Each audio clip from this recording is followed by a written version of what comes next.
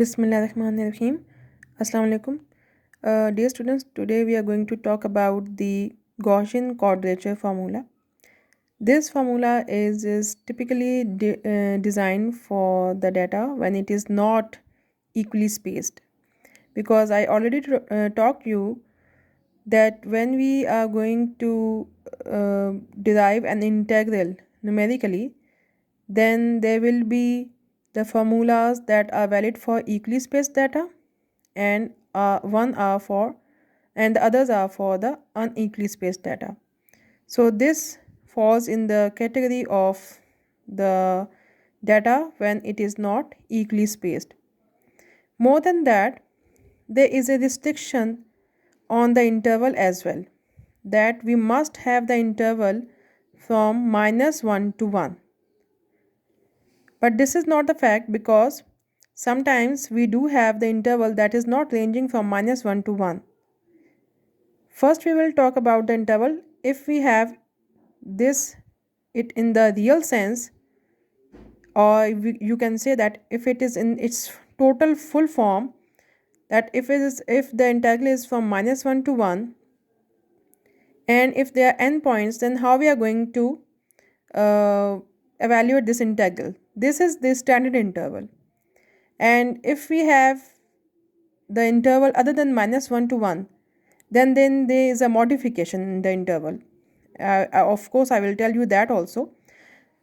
But before going further, if you have this interval, -1 to 1, and this is the function that you are going to integrate over this interval, then it is just simply capital A1 f of x1 plus A2 f of x2 and plus up to so on an f of xn. One thing that you have to memorize is that if you have this n is equals to 2, because the minimum value will start from 2. If you have n is equals to 2 points, 3 points and then 4 points, then there are already derived values. You don't have to derive these values, but you have to memorize these values. For n is equals to 2 point, because it will always be mentioned in the question, then the points x0 and x1 will then those 2 points x1 and x2 will be these 2 points, and the values of the corresponding coefficients will be a1 and a2, like 1 and 1. It will be the same. I am already telling you that you are not going to derive these values, how these values have come, but you have to memorize these values. Okay, for 2 points, for 3 points and Gaussian quadrature 4-point formula.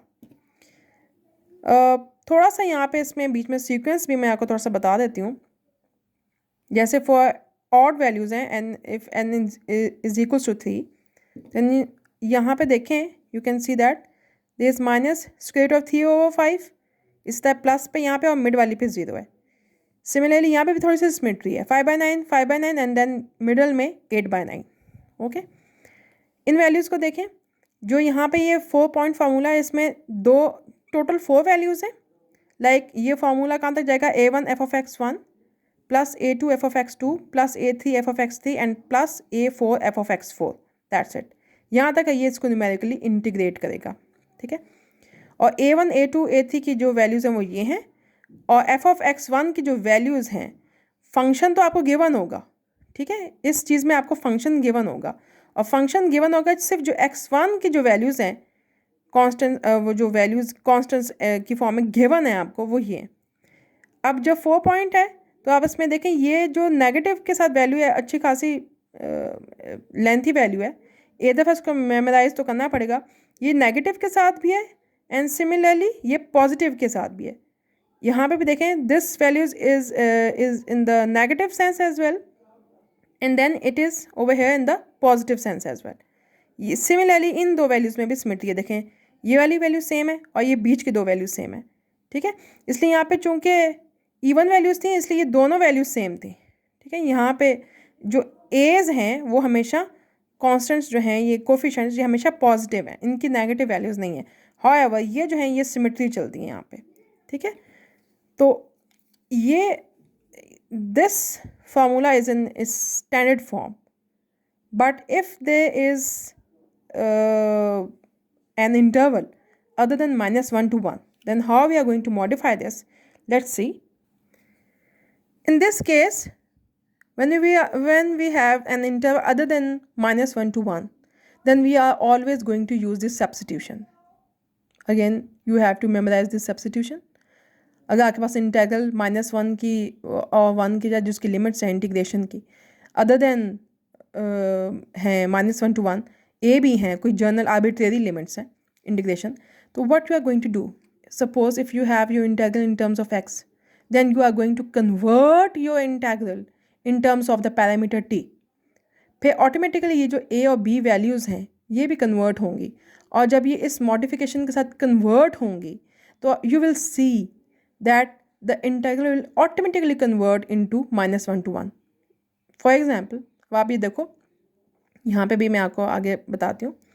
पहले तो ये देख लेते हैं कि अगर मेरे पास जाहिर बात है I am going to convert this into parameter t, ये फंक्शन भी कन्वर्ट होगा, जितनी भी वेरिएबल की जो वैल्यूज़ वो एक्स में होंगी वो they will be converted into this. जहाँ जहाँ को एक्स नज़र आएगा वहाँ पे हम ये वाली सब्स्टिट्यूशन यूज़ करेंगे. ठीक है, ये डिराइव सब्स्टिट्यूशन है, ये मॉडिफिकेशन है, ये आपको डिराइव करने की ज़रूरत नहीं, ये ऑलरेडी डिराइव्ड है, you just have to use it. ठीक है, थोड़ा सा इसमें आपको जो है वो फ्लुएंट होना पड़ेगा कि how you are going to use this. Practice करेंगे तो फिर ऑटोमेटिकली क्वेश्चंस की वो जो आपके ये जो डेरिवेशन लेनी है, लिमिट्स को स्विच करना है, तो ये आपको ईजी लगेगा, ये मुश्किल नहीं है इतना. ठीक है, 3 चीज़ों को आप चेंज करेंगे, limits, the function and this differential. Okay, dx अगर इसका हम लेंगे, सही बात है, इंटेग्रल को हमने उसमें t में लेके जाना है, तो ये तो वैसे कांस्टेंट है. ठीक है, it will just get vanish, और यहाँ पे b-a/2 कांस्टेंट आ जाएगा इनटू dt आ जाएगा as in this form. Now you can see that at x equals to a, when I am going to put x equals to a over here, what I have done, मैंने इसको थोड़ा सा यहाँ पे ये देखें, वैसे तो किया हुआ लेकिन थोड़ा डायरेक्ट लिख दिया. आप अगर इसमें से t की वैल्यू निकालें तो t की वैल्यू क्या होगी, t will be equals to x minus, अगर मैं इसको यहाँ पे लिखती t की अगर जनरल फॉर्म हम लिखें तो it would be t is equals to x minus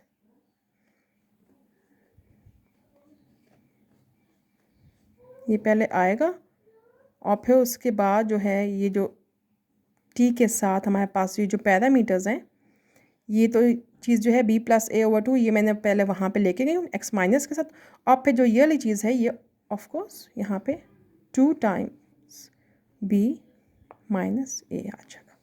सही ना, ये पहले ये फॉर्म बनी है, और फिर उसके बाद now I am going to see what would be the result at x equals to a and at x equals to b. Here you can see that at x is equals to a, अगर यहाँ पे हम इसको put करते हैं तो आपके पास ये चीज़ आएगी. थोड़ा सा इसको अगर आप एलसीएम लें, it will be 2a minus b माइनस a over 2. 2a minus b माइनस a, जो 2a माइनस a है तो वो भी a आ जाएगा, a माइनस b ओवर 2 आ जाएगा टोटल. माइनस कॉमन लेंगे तो b माइनस a will get cancel out, 2 will get cancel out with this, and you will be left with -1. Okay, similarly at x equals to b you would be having this, at x equals to b it would be, थोड़ा सा simplify आप करेंगे तो 2b minus b of course b, and then this would be minus a, b माइनस a over 2, ये cancel out होके that will give you 1. तो इस with this modification this integral with arbitrary limits has been converted into the standard limits, and that are -1 and +1. Now for this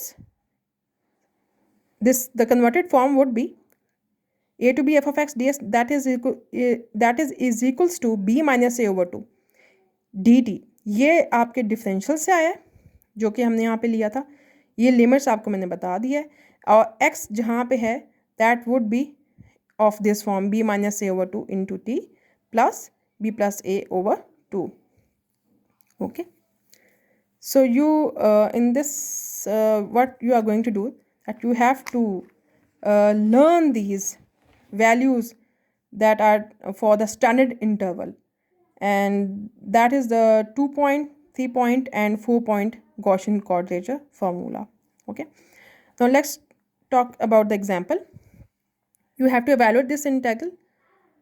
This is from -1 to 1 using 3-point Gaussian quadrature formula. It will always be mentioned. ये हो नहीं सकता कि mention ना हो और आप अपनी मर्जी से जो है formula use करते फिरें, ठीक है? The first thing that you will see that the interval is in its standard form, and this is your function. It is not necessary that you will always be getting f of x. यहाँ पे f of h भी हो सकता है, f of alpha भी हो सकता है, f of beta भी हो सकता है, ठीक है? ये -1 to 1 है और फंक्शन आपका है ln of 3 plus t है. You don't have to take the derivatives and all these things, ठीक है?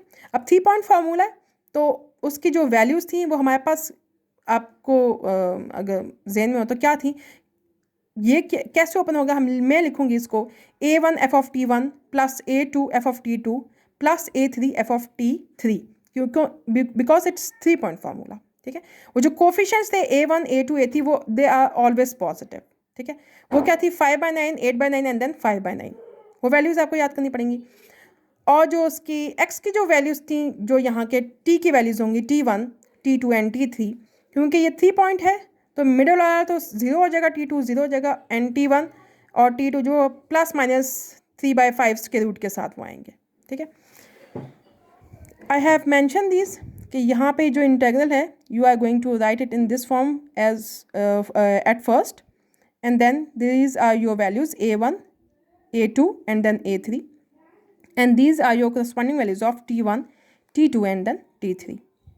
This integral will be equals to a1 f of t1, you should write this, plus a2 f of t2 plus a3 f of t3. अब ये जो function है यहाँ पे जो मैंने इसको लिखा है t3, अब अगर आपको इसकी ये समझ नहीं आ रहा, मैंने यहाँ पे सिर्फ t1 ही लिखती तो ज़्यादा बेहतर था. सिर्फ अभी आप t1 लिखें क्योंकि मैंने सिर्फ इसके यहाँ पे ln of 3 plus t उसको बस वो पुट किया हुआ है. ये t2 है, ठीक है? और इसको आप सिर्फ t3 लिखें. अभी फर्स्ट स्टेप ऐसे लिखें, ठीक है? फिर उसके बाद आपके पास देखें, you can see that the function that is given to you that is ln of 3 plus t.